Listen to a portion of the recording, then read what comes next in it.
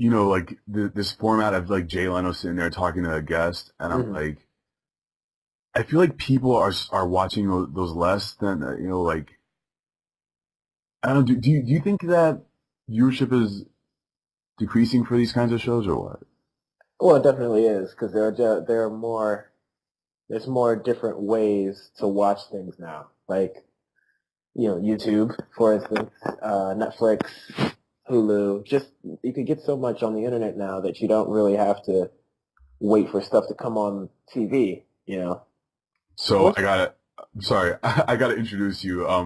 Who are you? I am the Great Khali. I'm a retired wrestler. No, You're like 24. Like, what happened to you?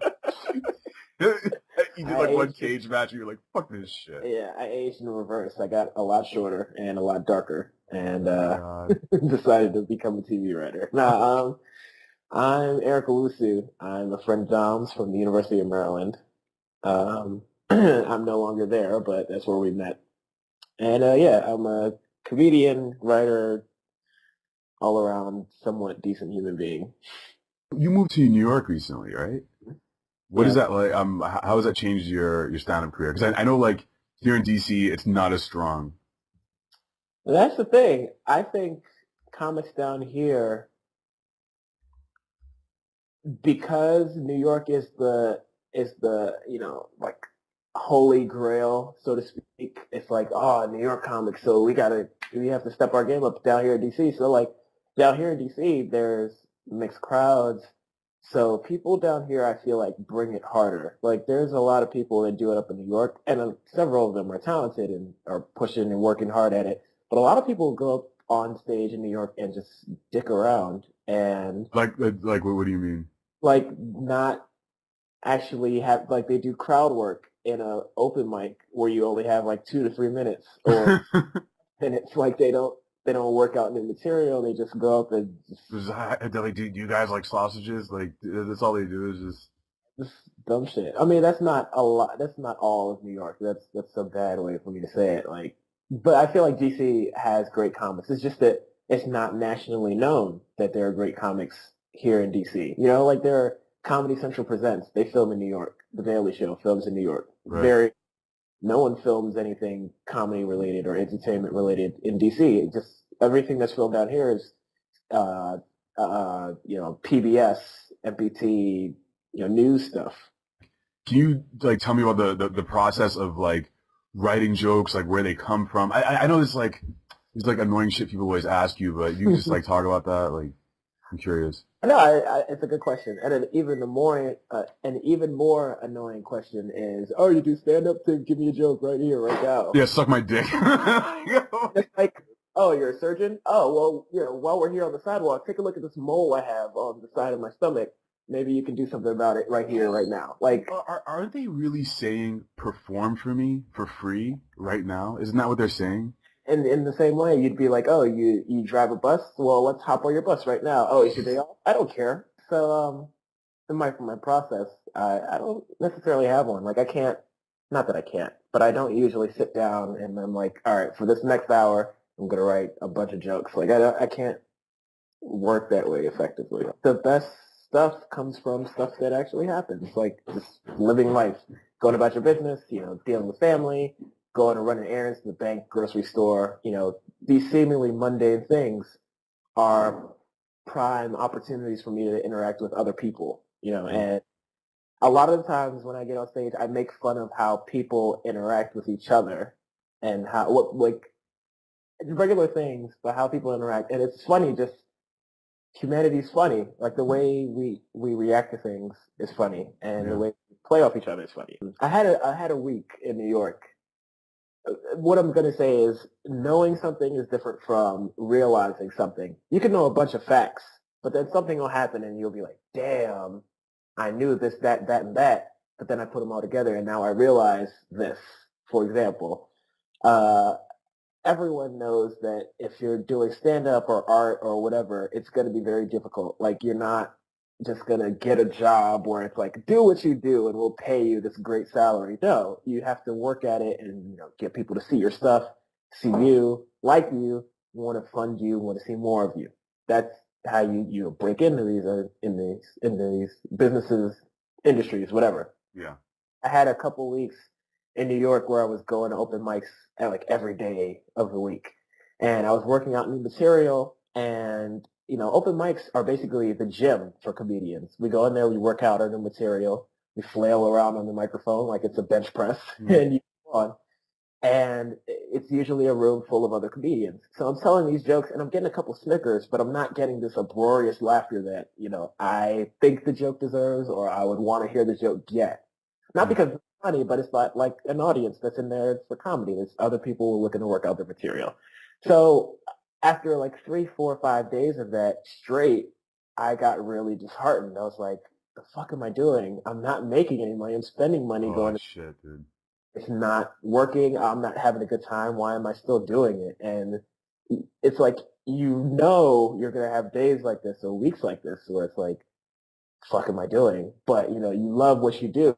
So you trudge forward. But then when you do it and you no longer love it, or you're not getting that passion, or you're not getting that instant gratification that a lot of times happens when you do stand up, you're like, oh, I'm in trouble. Like, this is not. So I had like those weeks, and it's like, damn, I knew I was going to have tough times, but now it's actually happening, and I realize that tough times are a reality. And I was fine. I did a showcase, and I did really well, and a bunch of my grad school folks came out, and it was a good time. And like I got my confidence back. Like it was a victory. So I guess I was reminded of why I do it, like why I keep going, why I keep trudging forward, because I do love what I do. And it's going to be hard. Like anything that's worth doing is going to be difficult. And it's usually not going to come immediately.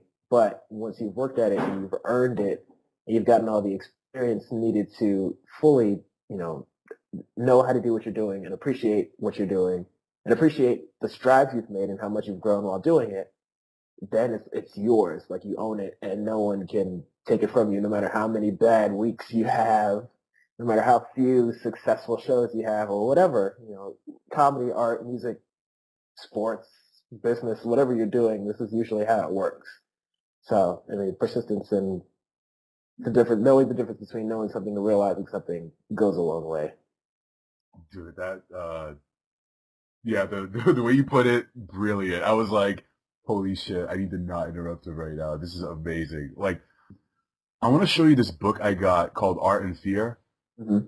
and it's about what you're talking about, like struggling to do like to pursue creative activities and the obstacles that they're gonna keep hitting you in the face. Like you're saying, grinding out, grinding out in the open mics are. I guess someone could liken it to a painter making 100 paintings and then getting one good one. That's yeah. I have a lot of jokes I've written, and only like 10 or 15 I do. I have notebooks full of stuff that I've written. So That's so it's so honestly it's beautiful to me. People earning their creative powers and it's like flexing this muscle.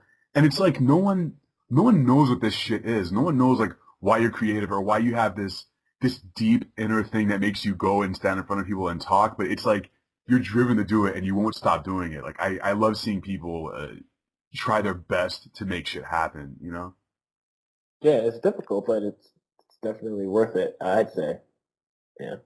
Until I'm destitute and living in a box, like I'm Oh God. joking. Comics life, I mean, like, the stories I've heard, like, road comics are just, they have fucked up lives. Yeah, Obviously you know this. Why the fuck am I telling you this shit as if you don't know? because we're having a conversation. Yeah, you're right. Yeah, true. Thanks, Eric. The word of advice I have for other comics is like to have fun when doing what you're doing. Like if you're not having fun and you're not making money, then don't, unless you have some goal you're trying to attain. But yeah, I tell people have fun, have a good time, because it's designed for people to have fun. It's designed for everyone to have a good time, the comedian and the audience. So go at it. Just like in art, like people pour their heart and soul into their artwork. They want to challenge societal norms, and they want to make a comment about something that's going on. So they'll make some piece of artwork that expresses how they honestly feel. And if it's honest and it's true and it's, poignant and it's hard hitting, then people will respond to it. People will respond negatively, positively, but they'll respond to it. So you just try to take advantage, I guess, of being honest and doing you. Yeah. That's what I was trying to say. You put it so much better than I did. That's great. As a thank you, I got you the DVD of Boogie Nights, one of my favorite movies. You really? Yeah, I'll be mailing that to you. I've always wanted a copy of Boogie Nights. Dude, that movie, I could talk about that for hours. Anyway, Eric Owusu, thank you so much. What is your YouTube channel? My YouTube channel is Owusu Land. So it's OWUSULAND. Because I'm narcissistic like that. I'll be linking everyone to that. I'll Cool. also be messing up all my speech. I'll be linking to DMDCR as well, and I will have you on the show again very soon. Thanks a lot, man. Yeah, thank you for the sketch. I dig it. Oh, it's no problem.